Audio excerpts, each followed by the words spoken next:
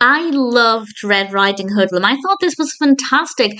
I had actually never heard of Knothead and Splinters.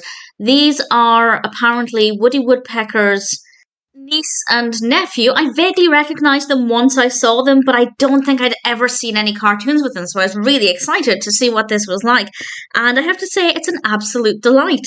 This is a Walter Lantz cartoon from 1957. It's directed by Paul J. Smith, written by Dick Kinney and Milt Schaffer, with a voice cast including Dal McKennon, June Foray, Grace Stafford, and Jackson Weaver. And it's based on the story of Little Red Riding Hood, but with quite a few differences. And I won't spoil ultimately what happens. But very briefly, Knothead and Splinters are off into the woods to visit grandmother, and on their way, we of course encounter the character of the wolf.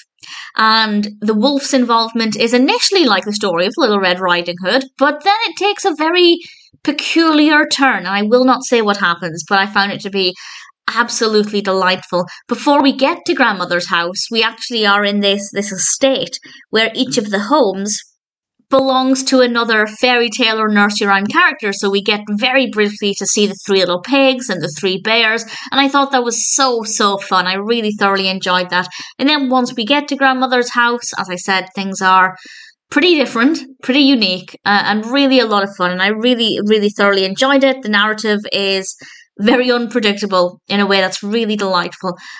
The characters are all really brilliant. I really enjoyed those. And Knothead and Splinters, although I don't have too much information to draw on, they're definitely really great characters in this one, and I did really like them. I'm very keen to explore more. So if you can recommend any, please feel free to do so. With regards to how this compares to other stories based on Little Red Riding Hood, there are definitely differences, but not in a bad way.